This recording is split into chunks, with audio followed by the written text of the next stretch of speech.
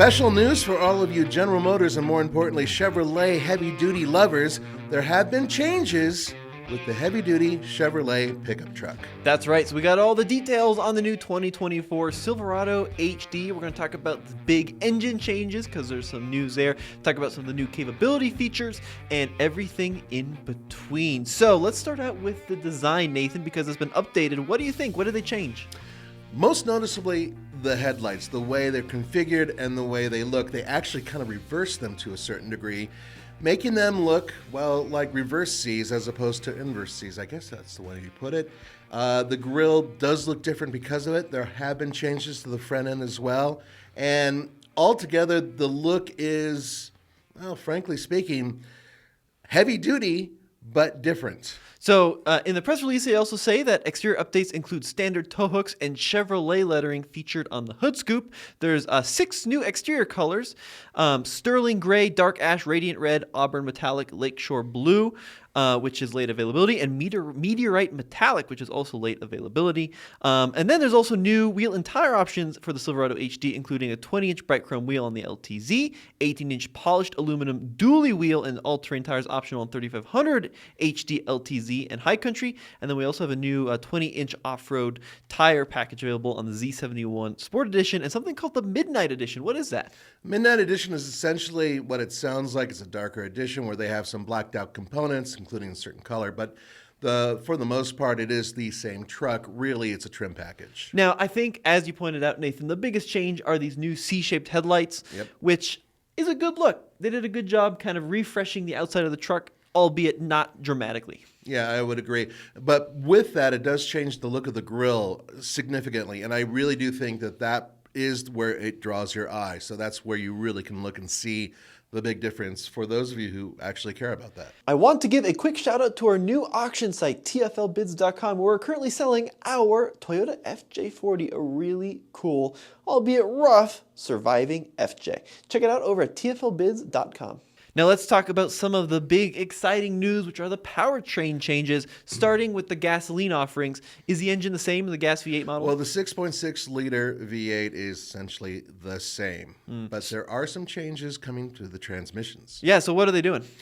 Well, remember, there was a 6-speed automatic transmission that was available. That's gone.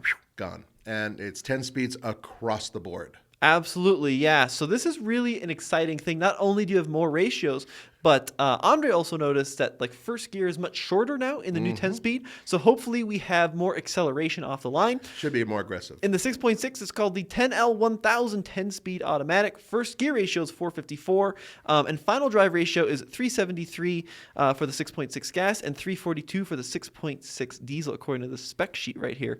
Now let's talk a little bit about the diesel engine, because that's where we do see some changes. So more power, right? More power, but I think some of you guys might be annoyed because they're not taking the fight, at least in terms of numbers, directly to Ram and Ford.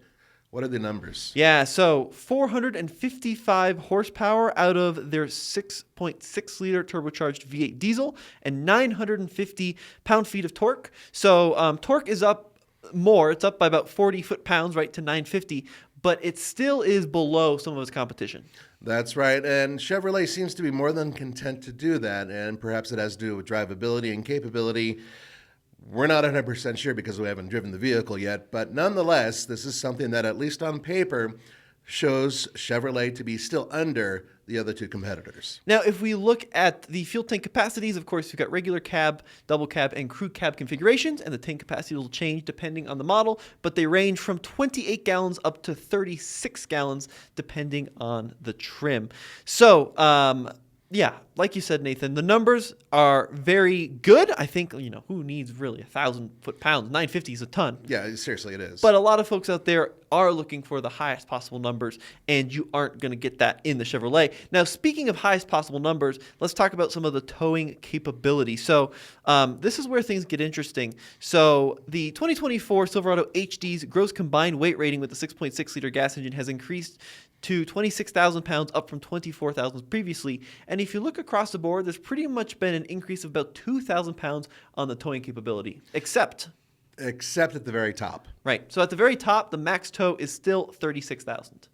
Yeah, so what it looks like is it's giving more customers the ability, if they get the lower end models, to tow more. But if you're going for the full bore, most powerful setup, you're basically towing the same thing. And GM says in the Duramax, the engineers have enhanced low-end torque production by up to 25% for improved performance at low speed or climbing grades, and particularly when trailering. So we do have some interesting little changes there. Now, not only do we have exterior changes and mechanical changes, but we also have a new interior. That's right, but the new interior, there's a caveat there as well, because the new interior only goes with certain models. That's the higher end models. Your base model, your work truck model, those actually have carryover interiors.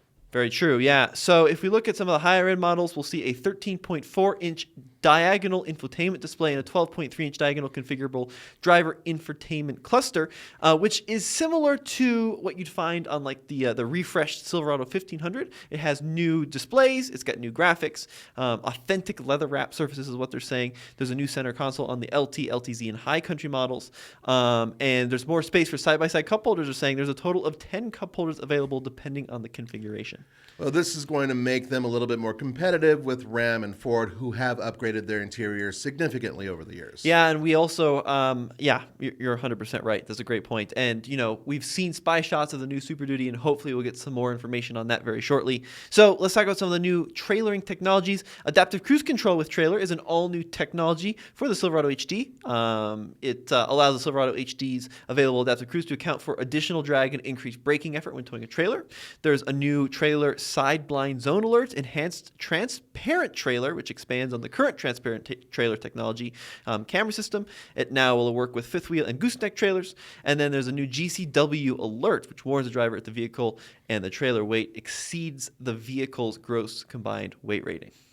I mean, this is important text if you consider what you're looking at as someone who's looking at the vehicle for a business. On the other side of it, of course, it may not matter for those of you who just have to tow fairly lightweight trailers by comparison. But nonetheless, this is something that, once again, will make General Motors even more competitive with Ram and, of course, Ford. You also have Google built-in compatibility.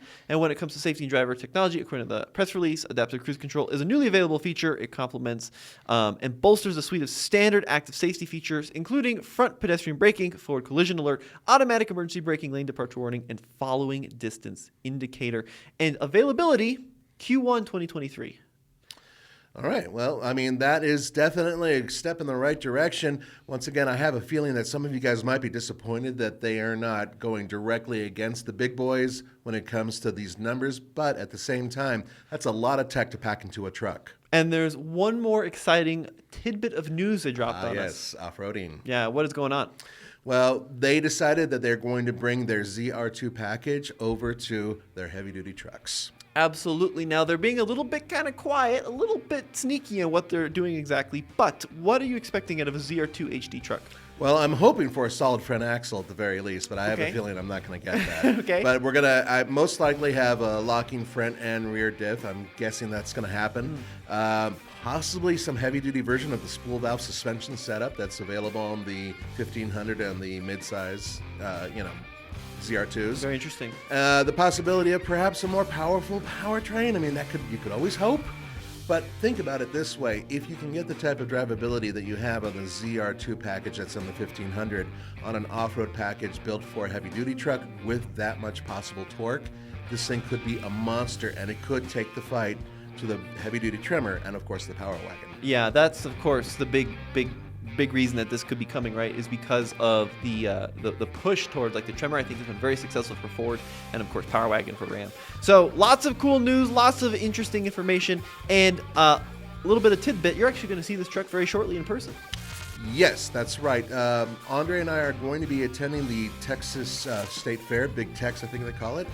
And we should be bringing you a lot of footage from that fair, not only from General Motors, but possibly from a few other manufacturers as well. Awesome. Well, guys, be sure to stay tuned for that. This has been Tommy and Nathan. We'll see you in the next episode. Thanks for watching. See you next time.